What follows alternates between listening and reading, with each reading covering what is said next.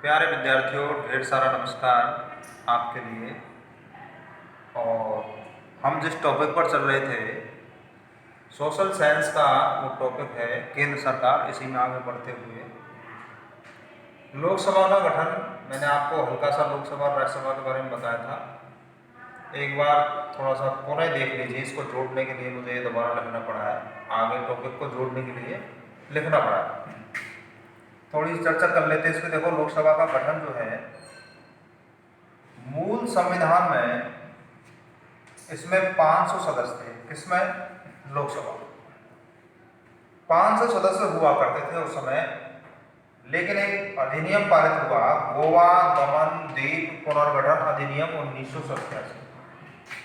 और इस अधिनियम के तहत जो लोकसभा की अधिकतम सदस्य संख्या निर्धारित की गई थी, वो की गई थी 552।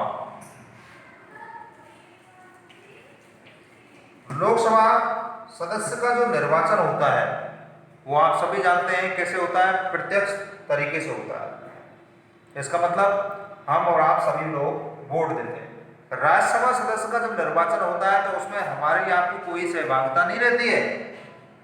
लेकिन लोकसभा सदस्य का जब निर्वाचन होता है तब सभी लोग वोट देते हैं। एक बार दोबारा देख लीजिए थोड़ा सा इसको।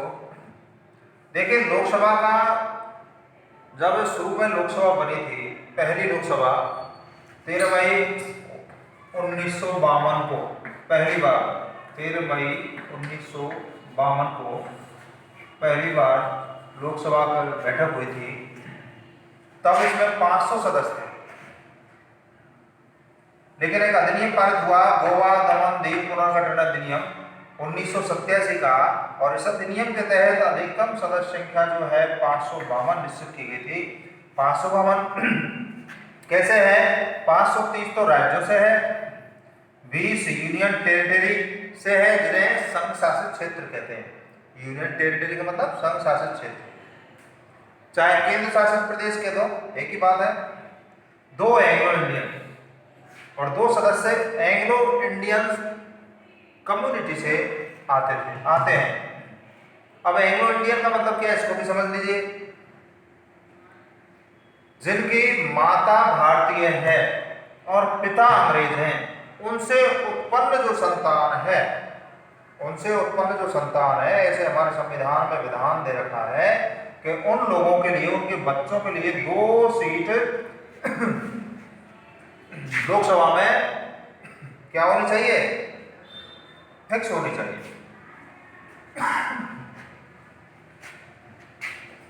अब देखिए, लोकसभा सदस्य का निर्वाचन होता है, कैसे होता है? प्रत्यक्ष तरीके से। और प्रत्यक्ष तरीके से कौन करते हैं? हम और आप करते हैं।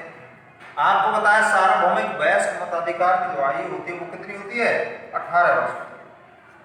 सार्वभौमिक वयस्क मताधिकार का मतलब क्या होता है प्यारे विद्यार्थियों? सार्वभौमिक वयस्क मताधिकार का मतलब होता है कोई भी जाति से हो, कोई भी धर्म से हो, कोई भी लिंग हो, मतलब स्त्री हो पुरुष हो, कोई भी संप्रदाय से हो, जिसने 18 वर्ष की उम्र प्राप्त कर ली है,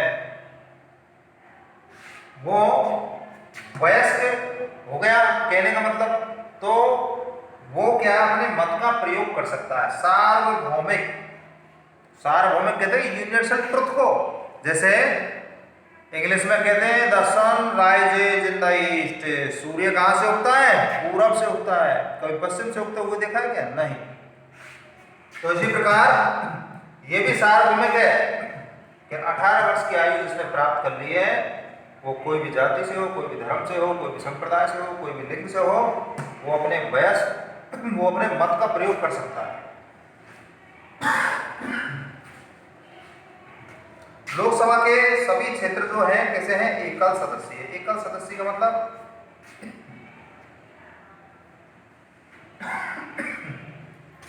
करौली धौलपुर संसदीय क्षेत्र है अपना, तो यहां से अकेले मनोज राजौरिया चुने गए, तो अकेले चुने गए, इसलिए एकल सदस्यीय। एक साथ 2 या 3 है, ठीक है। अब है लोकसभा सदस्य हेतु जो योग्यता होती है, वो क्या वो योग्यता होनी चाहिए? एक लोकसभा सदस्य चुनने के लिए उसे क्या क्या योग्यता निर्धारित होनी चाहिए? पहली योग्यता है भारत का नागरिक होना चाहिए, ये तो सिंपल है, भारत का नागरिक होना चाहिए। दूसरा है उसकी उम्र 25 वर्ष होनी चाहिए, 25 वर्ष की आयु प्राप्त व्यक्ति ही लोकसभा सदस्य का चुनाव लड़ सकता है।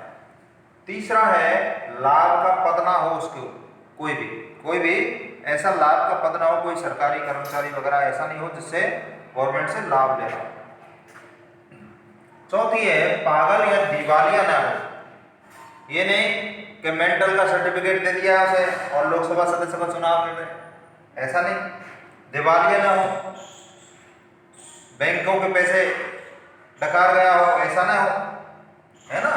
तो ये से क्या थी इसकी योग्यता थी। कौन कौन सी? भारत का नागरिक होना चाहिए, 25 वर्ष उम्र होनी चाहिए, कोई भी लाभ का पद धारण किया हुआ नहीं होना चाहिए, कोई भी न्यायालय द्वारा पागल या दिवालिया नहीं ठहराया हुआ होना चाहिए।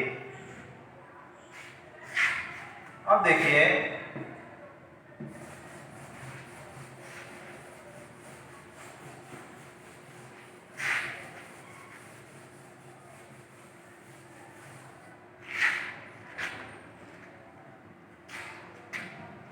अब लोकसभा का जो कार्यकाल है वो कार्यकाल कितना है?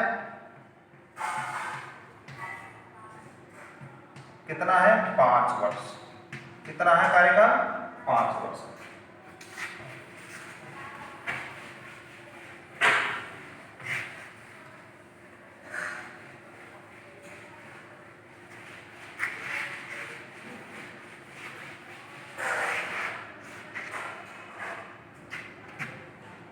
कार्यकाल है 5 वर्ष।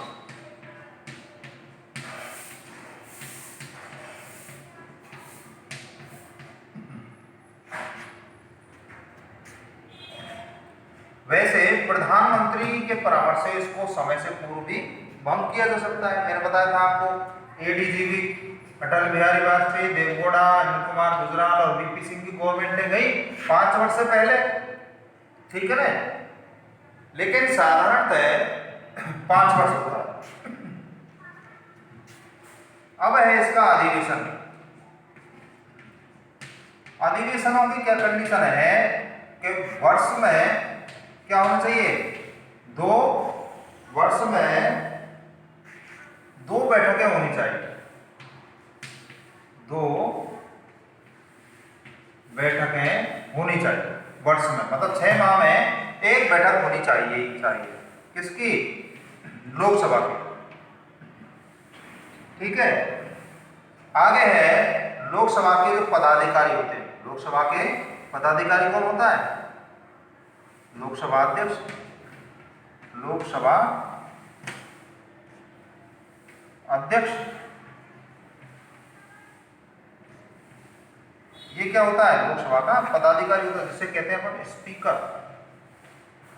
स्पीकर वर्तमान में कौन है? अरे अपने राजस्थान से ही ना, कोटा से, क्या नाम है? ओम बिरला जी। ये वर्तमान में क्या है? 17वीं लोकसभा कौन सी है वर्तमान में? 17वीं लोकसभा के अध्यक्ष हैं कौन? ओम बिरला, ठीक है। ये लोकसभा अध्यक्ष और लोकसभा का उपाध्यक्ष, इनका उल्लेख भारतीय संविधान के आर्टिकल 93 में दिया हुआ है। भारतीय संविधान के आर्टिकल 93 में इनका उल्लेख किया गया है। अब हम आपको बताएंगे लोकसभा अध्यक्ष के क्या क्या कार्य होते हैं और उसके क्या शक्तियां होती हैं। क्या कार्य और क्या शक्तियां होती हैं वो बताएंगे अभी आपको। देखिए कार्य होते हैं इसके, एक तो बैठकों की अध्यक्षता करता है। किसकी करता है? बैठकों की अध्यक्षता करता है। पहली बात, लोकसभा की जो बैठकें होती हैं, बैठकों की अध्यक्षता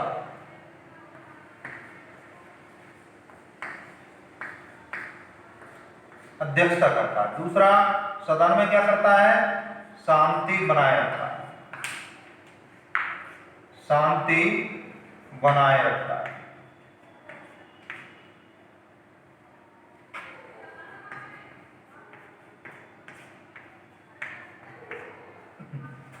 और क्या करता है?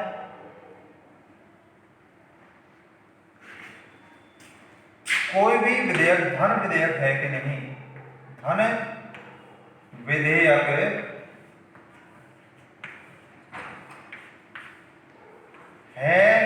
या नहीं, इसका अंतिम निर्णय कौन करता है? लोकसभा। ये बहुत महत्वपूर्ण है, डायरेक्ट आता है कि धन विधेयक है या नहीं, इसका अंतिम निर्णय कौन करता है? तो प्यारे विद्यार्थियों, इसका अंतिम निर्णय कौन करता है? इसका अंतिम निर्णय करता है लोकसभा का अध्यक्ष, जिसे क्या कहते हैं अपन? स्पीकर कहते हैं। और वर्तमान में कौन है? ओम बिरला। कहां से है? कोटा। कहां दिया हो? संविधान के किस आर्टिकल में इसका उल्लेख है? अनुच्छेद 93 में। कौन सी लोकसभा है वर्तमान में? 17वीं लोकसभा है। लोकसभा का कार्यकाल कितना है? 5 वर्ष। लोकसभा के अधिवेशन वर्ष में कितने होते हैं? 2 होते हैं। लोकसभा अध्यक्ष के कार्य और शक्तियां क्या हैं? एक चौथा ये क्या करता है? पत्र व्यवहार करता है, पत्र व्यवहार करता है। किसका? राष्ट्रपति और संसद के बीच की कड़ी के रूप में कार्य करता है। क्या शक्ति है? बैठकों की, लोकसभा की बैठकों की अध्यक्षता करता है। दूसरी बात, सदन में शांति बनाए रखता है लोकसभा में। तीसरी बात, धन विधेयक है या नहीं, इसका निर्णय करता है कि धन विधेयक है कि नहीं है। बहुत महत्वपूर्ण है, डबल निशान लगाऊंगा। अगला, पत्र व्यवहार करता है। पत्र व्यवहार के माध्यम से सदन, संसद और राष्ट्रपति के बीच में पत्र व्यवहार करता है। ठीक है बच्चों, ओके।